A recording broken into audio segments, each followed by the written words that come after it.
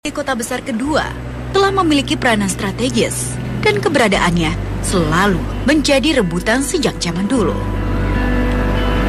Hal ini dibuktikan dari adanya peninggalan makam di Jalan Cempaka, Kecamatan Tegalsari, Surabaya, yang konon dipercaya bersemayam jasad sosok Panglima Kerajaan Majapahit yang hidup jauh sebelum era Mahapati Gajah Mada. Warga biasa menyebutnya makam Eyang Yudo Kardono. Menurut cerita yang berkembang, Eyang Yudo Kardono diutus oleh Raja Jayanegara untuk memadamkan pemberontakan yang saat itu terjadi di Surabaya karena dikhawatirkan dapat mengganggu kedaulatan kerajaan.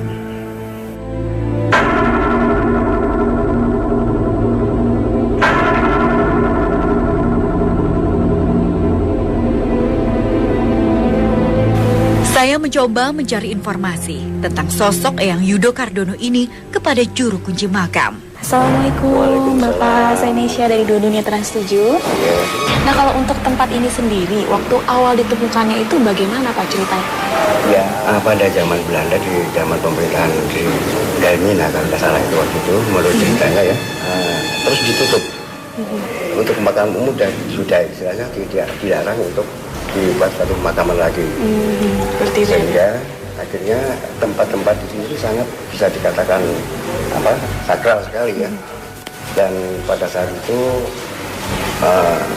penduduk setempat di sini seringkali menyaksikan bahwa setiap ada hewan atau binatang atau burung yang melintasi di besaran ini pasti terjatuh. Tiba-tiba ya, sendiri seperti itu. Iya. Terus akhirnya dari tokoh-tokoh spiritual sendiri pengen tahu apa sebenarnya yang ada di sini. Ya, setelah itu dilakukan ritual seringkali sehingga benar-benar bisa dinyatakan bahwa di sini ada yang mengatakan sebuah petilasan dari Eyang Yudo Kardono, seorang panglima perang Majapahit. Oke Bapak, terima kasih ya atas penjelasannya. Dulu, makam keramat ini sering dikunjungi oleh mantan Presiden Soeharto untuk berziarah. Beliau juga melakukan ritual di sebuah ruangan khusus di sisi belakang makam utama yang dipercaya sebagai tempat turunnya pancaran cahaya dewa. Saya kembali mencari informasi dengan tokoh sejarawan di Kota Pahlawan ini. Yang Mas Pur bisa ceritakan mengenai sejarah dari Tempo Dunia Kota Pahlawan ini bagaimana Mas? Menurut cerita yang berkembang, Eyang Yudo Kardono itu hidup pada zaman Raja Jayanegara. Itu sekitar tahun 1309 sampai tahun 1328 ya. Dan pada waktu itu memang ada beberapa kali pemberontakan. Jadi pertama pemberontakan Nambi, kemudian ada pemberontakan Kuti dan pemberontakan Semi. Dan pada saat ada pemberontakan itulah Eyang Yudo Kardono yang pada waktu itu merupakan tokoh, katakanlah tokoh militer ya di Majapahit, dia diutus oleh Raja Jayanegara untuk menumpas pemberontakan yang terjadi di Majapahit dan salah satunya di kota Surabaya. Nah, kalau dari penamaan Eyang Yudo Kardono sendiri memang asalnya nama seperti itu atau ada itu merupakan nama suatu istilah sih Mas? Kalau kita kaitkan dengan zaman Majapahit, kita tahu bahwa tokoh-tokoh pada zaman Majapahit, baik itu tokoh militer atau tokoh tentara lah pada waktu itu ya, juga tokoh-tokoh kerajaan lainnya pada waktu itu memang namanya itu menggunakan nama-nama binatang. Jadi misalnya Gajah Mada ya, terus kemudian ada lembu sora, itu lembu itu kan sapi gitu kan. Kemudian kudo itu dari kata kuda. Jadi kalau misalnya mengacu pada nama Yudo Kardono, ada kemungkinan memang ini punya kaitan dengan kerajaan Majapahit. Ini konotasi juga ada semacam seperti pancaran dewa namanya di tempat ini. Dari kerajaan Majapahit sendiri, maksud dengan pancaran dewa itu sebenarnya apa di Tempo dulunya? Ya, kalau kita merujuk pada sejarah Majapahit misalnya ya, terkait dengan namanya sinar ya, sinar dewa atau sinar yang lain yang itu dianggap sebagai menimbulkan aura kepemimpinan dan sebagainya memang ada. Jadi contohnya misalnya ketika Ken Arok melihat Kendedes. Nah, itu kan pada saat itu kan dia melihat sebuah cahaya yang bersinar di pahanya gitu kan. Dan itu diyakini oleh Ken Arok kalau dia bisa memperistri Kendedes, maka keturunan dia itu bisa menjadi pemimpin pada masa itu.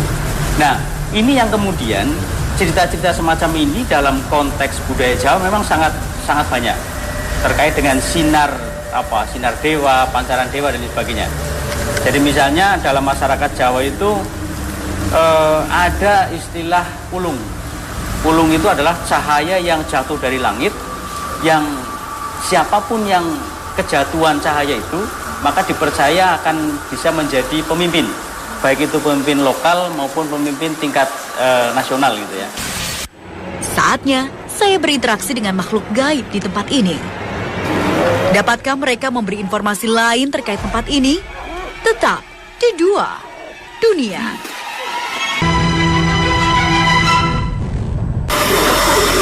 Saya dengan Gus Beki akan mencoba berdialog dengan makhluk gaib yang berada di tempat ini. Sementara Mas Dewa coba membantu saya menggambarkan sosok makhluk yang masuk ke Raga Mediator.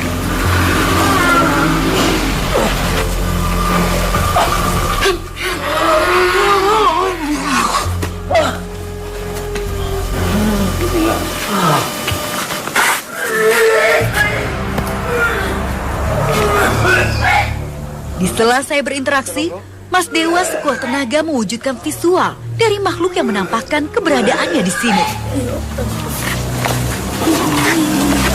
Kamu udah masuk? Udah. Assalamualaikum. Nanti. Nangkene. Ya nang omah. Assalamualaikum. Saman sapa? Aku gak duwe jeneng. Gak duwe jeneng ya. Hah? Gak duwe jeneng. Anda ini wujudnya seperti apa memangnya? Wujudnya kayak apa? Sosok Anda seperti apa?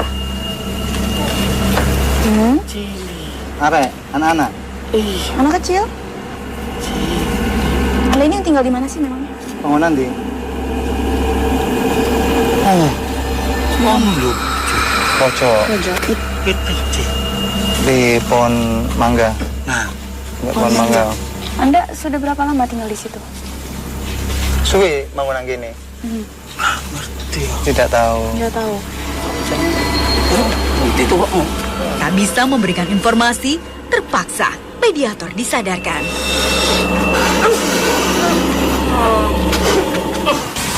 Mas Dewa tadi ini kan pas Sosok yang dilukis Mas Dewa pun menyita perhatian saya. makhluk apa sebenarnya Mas? Ini bilangnya itu jabrik seperti siluman harimau. Dari sini langsung lari ke sana. Kalau yang ini apa Mas? Ini anak kecil yang dari situ tiba-tiba lari. Oke. Ya, Tingginya sekitar berapa itu? Mungkin segini. Segitu. Mungkin apa ya? Oh tadi juga mungkin Tujuh saya lihat atau- yang saya lihat di belakang pohon ini juga tadi. Ya, lari. Terakhir di sini. Tapi memang seperti manusia juga. Nah, manusia. Cuman beda kupingnya aja agak lincip gitu. Kayak Ya. dan dia cuma kuping tikus gitu. memakai Kayak apa ya? Kayak popok bayi itu. Oh, popok seperti itu. Ya, nggak pakai baju. Saatnya saya kembali mencari informasi. Mas Beki bersama timnya kembali bersiap.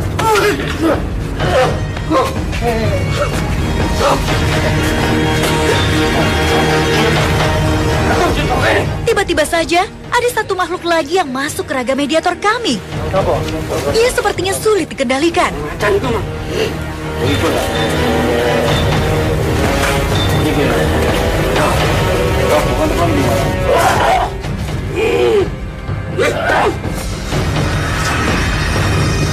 Makhluk ini secara tak diduga melakukan penyerangan kepada mediator kami. Pertarungan pun tak terhindarkan.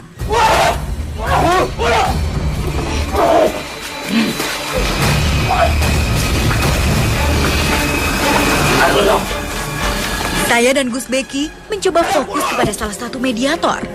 Terpaksa satu mediator dipulihkan kesadarannya.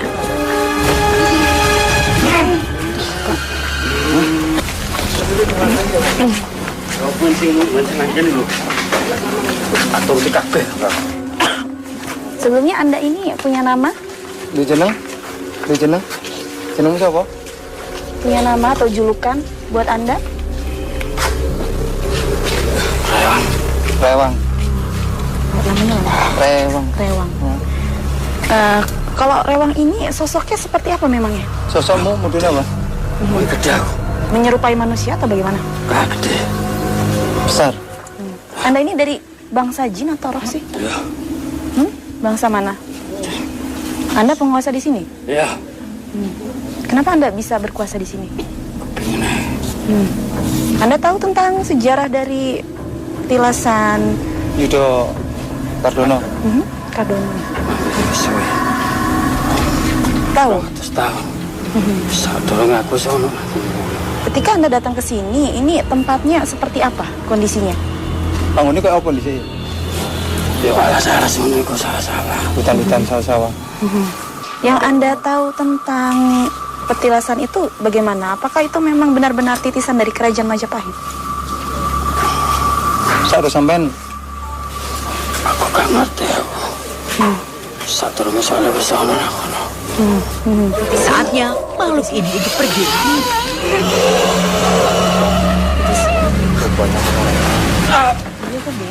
Nah, ini makhluk yang Mas Dewa gambar ini berupa apa ini, Mas, sebenarnya? Itu sebenarnya seorang kakek yang tadi barusan masuk ke mediator yang pertama kali. Itu sepertinya penunggu sini. Seorang kakek-kakek itu, Pak. Udah berapa umurnya kira-kira? Mungkin di atas kepala 9 gitu ya. Kalau lihat wujud fisiknya membungkuk dan Memegang ini ya, tongkat, semacam tongkat. Tapi dia mau menggunakan atribut apa, Mas? Dia menggunakan jubah. Jubah warna? Putih. Jubah putih. Tapi lebih, ini ada ikatan kepala ini. Iya, rambutnya itu panjang seperti diikat di Dicepol atas dulu. ini ya. Nah, kalau yang ini, Mas, sosok apa? Ini yang barusan kita lihat masuk yang terakhir ke mediator. Itu seperti sosok jawara, besar, ganteng, rambutnya panjang. Nah, ini saya masuknya seperti saya lihat di belakang ini adalah seperti sebuah medan pertempuran. Jadi sepertinya salah satu jawara prajurit yang masuk dan tidak ingin untuk digambar. Jadi pada saat sebelum masuk menampakkan wajahnya, kita coba sket langsung masuk ke mediator. Selalu berbalik-balik. Selalu bergerak ya? Selalu bergerak-bergerak. Masih kurangnya informasi yang didapat. Satu mediator kembali dipersiapkan.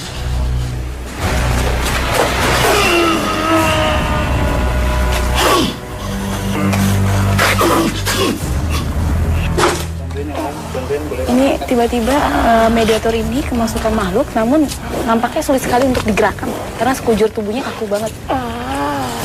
Tubuh mediator kami secara spontan tak bisa bergerak.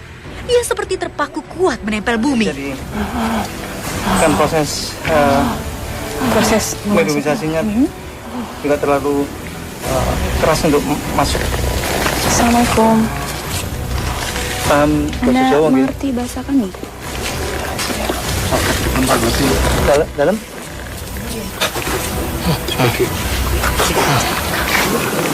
Assalamualaikum. Anda siapa? Bisa. Makhluk ini mengaku sebagai sosok dari Eyang Yudo Kardono.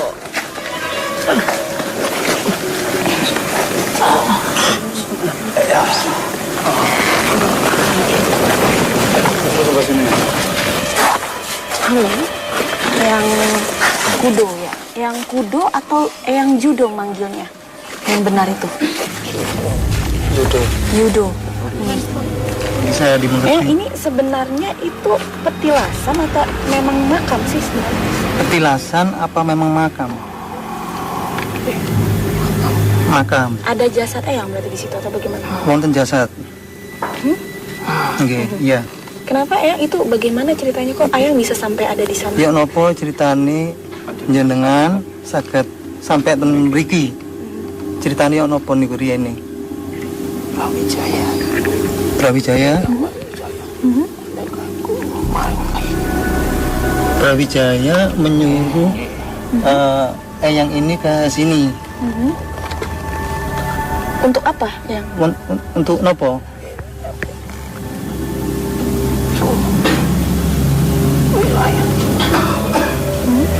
Memangnya kenapa yang bisa ditugasin di sini? Dulunya ini tempatnya apa memangnya? Di sini. Oh. Pancaran apa nih? Dewa. Pancaran dewa. Pancaran dewa. Oh, ten mriki niku wonten pancaran dewa.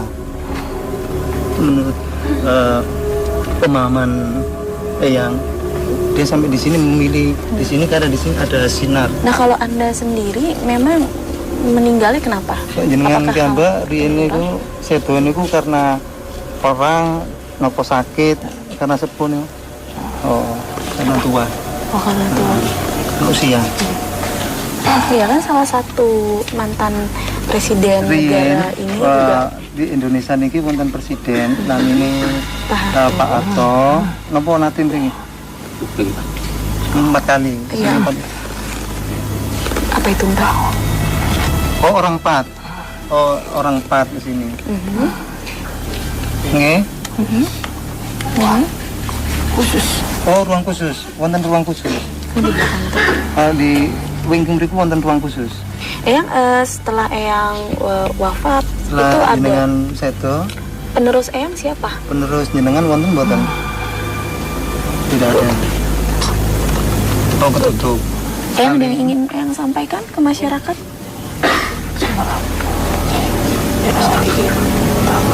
Sesembah orang leluhur ingkang tiyang kathah niku janji niku ngayomi sedaya temen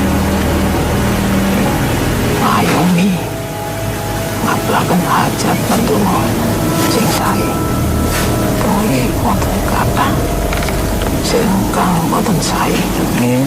disuwun kalih tiyang leluhur boten asal ingkang mriki ditutup damel tiang-tiang sangat khusus tiang khusus. Setelah dirasa cukup, mediator disadarkan Gus Beki. Mantuk ya, Mbak? Gus Beki, tadi kan ketika sedang proses mediumisasi ada mediator mengatakan bahwa di tempat ini memang ada semacam pancaran dewa seperti itu. Gus Beki bisa tunjukkan sebelah mananya? Bisa.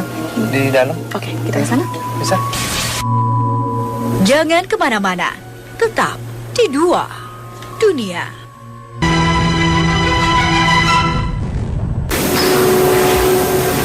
Saya penasaran, bagaimana sebenarnya tempat pancaran dewa yang dipercaya memiliki energi aura sangat kuat dan menjadi tempat ritual untuk mendapatkan jabatan tinggi. Dengan pancaran dewa itu memang ada semacam seperti cahaya gaib atau bagaimana sih sebenarnya? Kalau dilihat dari mantan panjang enggak, tapi kalau dari kekuatan tertentu memang ini sinarnya luar biasa.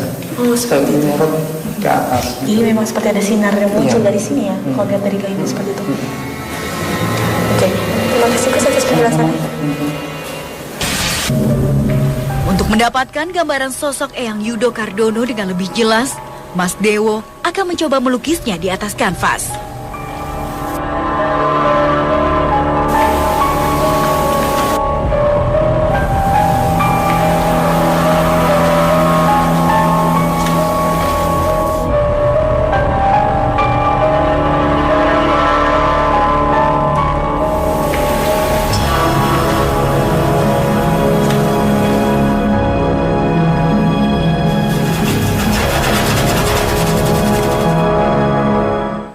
Ya Mas Dewa, ini gambarnya gambar siapa sebenarnya? Ternyata beliau itu adalah pimpinan yang ada di sini, ketuanya. Jadi ada yang pegang tombak, kemudian duduk di singgasana. Di singgasana ini seperti berlian. Oh ini yang ini mahkotanya ini terbuat dari emas dan ini adalah berlian. Terus kemudian beliau duduk di singgasana juga seperti kursi begitu. Itu juga dihiasi dengan atribut permata dan geruk-geruk seperti ini. ukuran kisaran umurnya ini umur berapa kira-kira? Mungkin beliau ini juga udah tua sebenarnya ya, karena ini lukisnya guru, jadi saya mau buat gurat-guratannya yang begitu. Seperti itu. Karena juga pengaruh cat yang basah, jadi kisarannya ya usia 8 sampai 90 usia. Sebuah peninggalan sejarah berupa makam tua sering kita jumpai. Cerita yang beredar di masyarakat pun beragam versi dan sumbernya. Namun dengan tujuan untuk pelestarian, semuanya telah menjadi bukti kebesaran sejarah panjang bangsa ini.